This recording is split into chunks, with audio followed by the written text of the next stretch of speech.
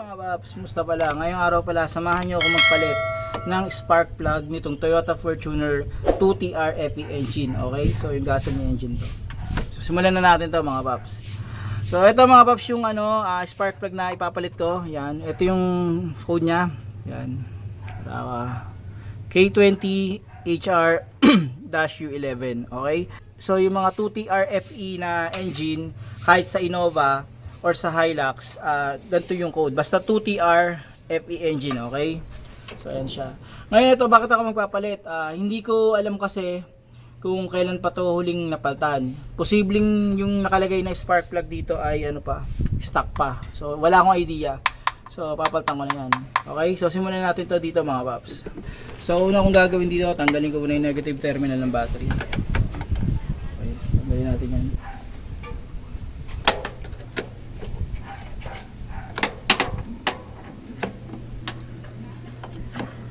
So next yung gagawin mga paps, tatanggalin ko yung pinaka-hose na to kasi hindi ko matatanggal yung ignition coil kapag nakaharang to. Yan, medyo abala eh. So tanggalin ko tong connection ng half sense. Yan, tinanggal ko to kasi para matanggal ko yung mga harness dito. Yan. Yan. Tapos meron yung dito. Yan. Tapos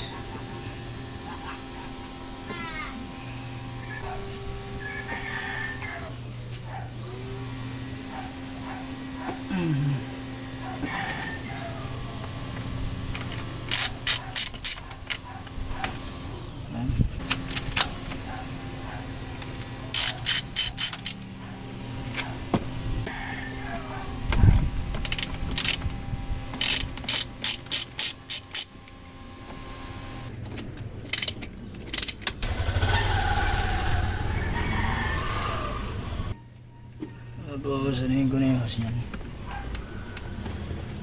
Okay.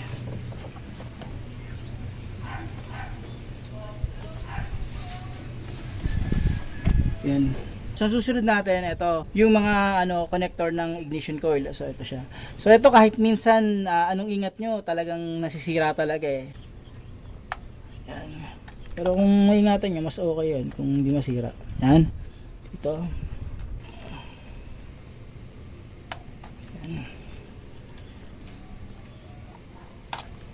Yan. Ito hindi nasira. Yan. So ito 10mm lang to mga paps. Yan.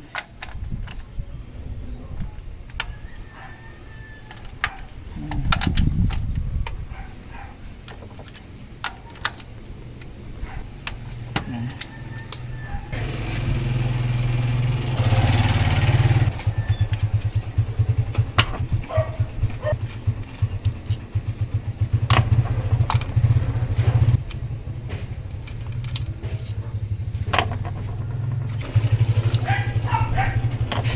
Ayan.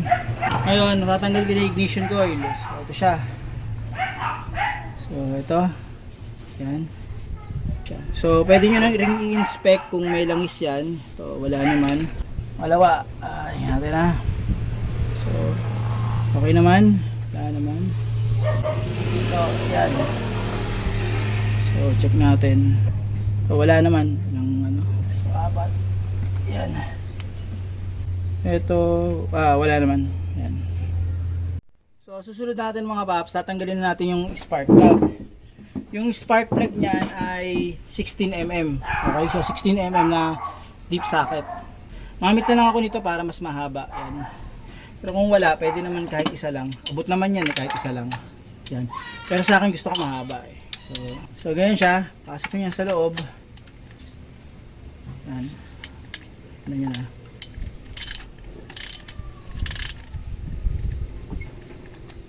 So naluwagan ko na to, sa kabila naman luluwagan ko.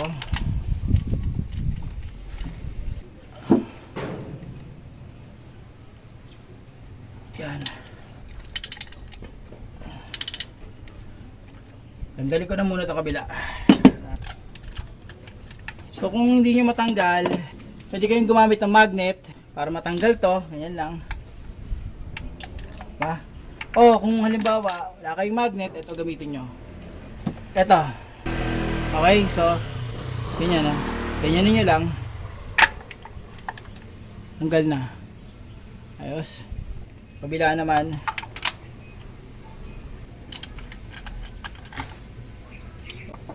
Magnet. So, ito siya. Pangalawa.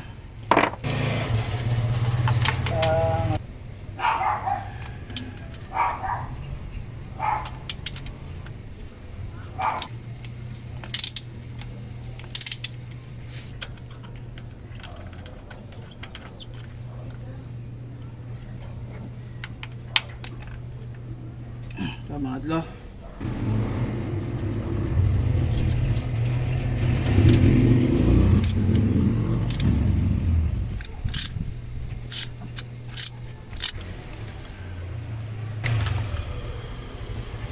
Palit ng spark plug. Palitin na. Palitin. Hindi ko alam kung kailan to, hindi ko alam kung kailan napalitan. Tignan mo. So okay mga paps, ito yung spark plug na luma. Ayan. Bago ko ikabit yung bago, i-check ko muna. Ito kasi, itong spark plug na to, binili ko to sa sa kasa. Tingnan natin kung na siya, nakagap na maayos yung sa kasa. So, double check natin So, ito siya. Pareho naman ng code Yan. K20HRU11. Okay? So, check natin. So, ito yung una. Check natin Yan. So, malapit siya sa 1. Yan. Malapit sa 1. Tama naman yung ko So, malapit siya sa 1. Igagap ko na lang yan ng 1.1. Okay. So, igagap ko to. Yan. Konti. Gihinap ko lang ng konti. So, yan. Magpas ng konti Yan. Konti-konti lang. So ayusin ko na lang to. So yung isa okay na. Ngayon yung iba tingnan ko rin kung kung okay ang gapping niya. So tingnan natin. Kaya ito ayan. Nasa 9 9 ba? Lagpas ng 9, parang 9 Yan. So ayusin ko na lang itong mga to. Yung iba check ko rin. So, double check natin. Ayusin na lang natin yung gap. Ito, kung pasok pa to, konting open na lang. Okay? So, yung mga bagong spark plug, ayusin ko na lang yung gapping yan mga paps. So, ito, pakita ko sa inyo mga paps. Ito yung, 4 na bagong spark plug. Tao lang sa inyo para may reference kayo. So, ito dapat 1.1 to para makita nyo. Diba? Yan. Para makita nyo rin. So, ganyan. Yan, diniligtad ko na para mas makita yun. So makita nyo yan, 1.1 yan. Ayun Makita ko. Isa.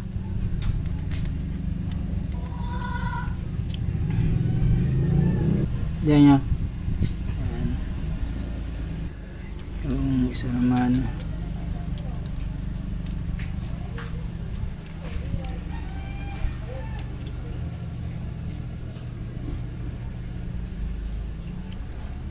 Yan.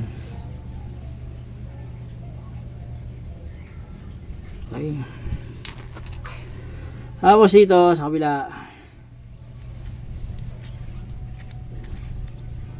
Yan. 1.1 yan. Sa kabila pag binaligtad natin. Konti pa pala to.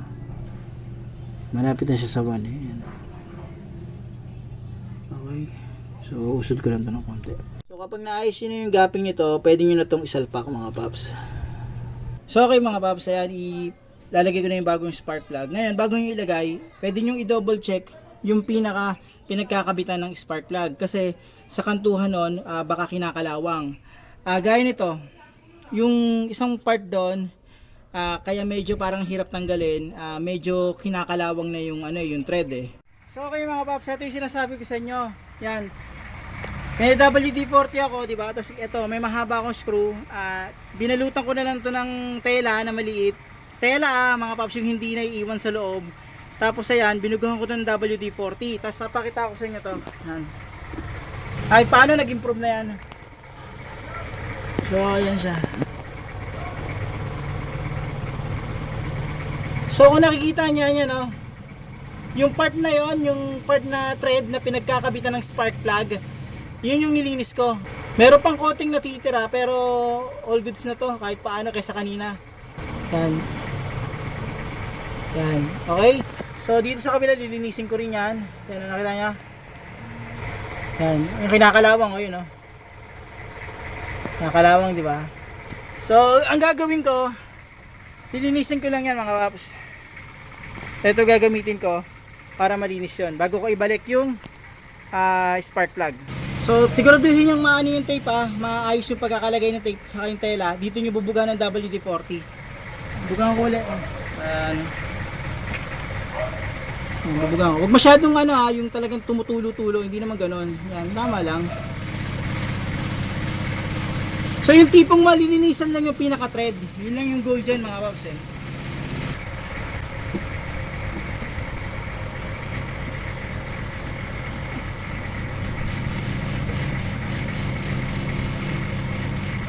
Makakapaan nyo naman yun, mga paps, yung thread, makakapaan nyo na sumasabit yung yung pinakatela sa thread. So, wag naman todong kayod na kayod, tama lang.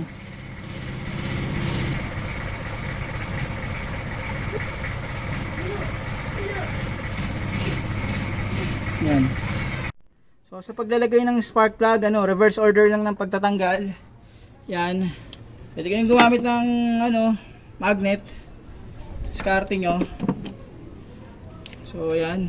Yan lang. Ayan. Tapos, higpitan nyo. Okay? So, sa paghigpit nito, importante hand tight lang. Hand tight muna, mga paps.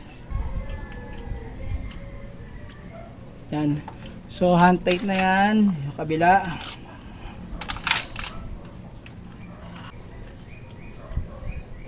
Hand tight lang yan.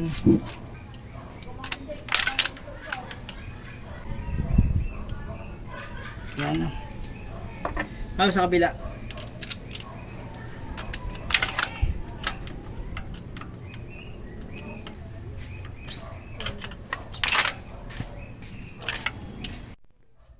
So ngayon, mga paps, higpitan ko na yan.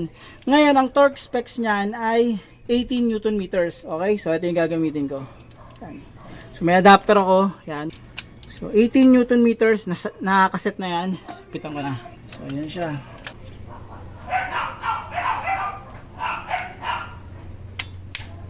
Okay.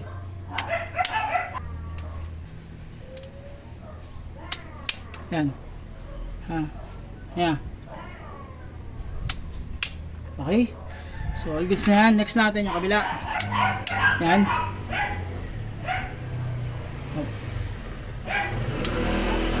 Okay. So all goods na. Next natin yung huli.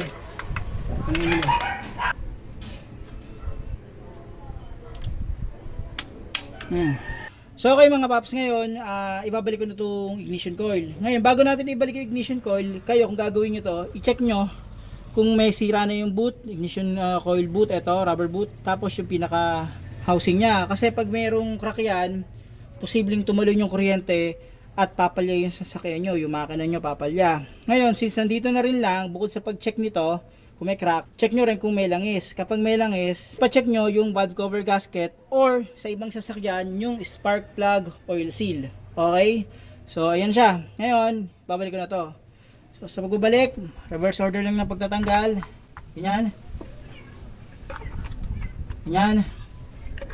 Yan. Yan. Okay? So, higpitan ko na yung bolt niyan. Ang torque specs niyan ay 9 Newton meters. So, 9 Newton meters. Yan. Hop. Okay na to. Sa kabila. Kabila naman.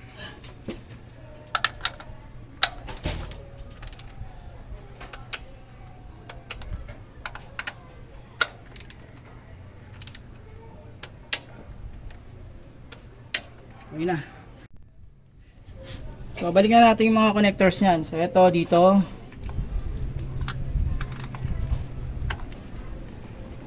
Yan, ito dito, sa kabila. Yan. Sa kabila. Yan, ito. Yan.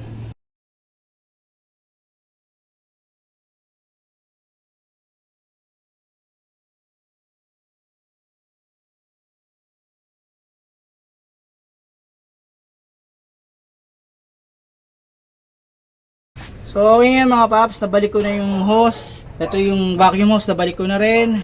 Yung clamp, yung sa map sensor, okay na rin. Ngayon, ang gagawin ko na lang, lalagay ko yung negative terminal ng battery. So okay mga paps, hanggang dito na lang yung video na to. Sana kahit paano nakatulong tong video na to. In case na magpapalit kayo ng spark plug nitong Toyota Fortuner or Hilux or Innova na 2TR FE engine. Okay, so pare-parehas lang yan. Yan, ito. Ito siya, yung Denso K20 HR-U11. So, yan yung code na spark plug ng Denso para sa 2TR FE engine. Paano mga paps? Maraming salamat sa inyo.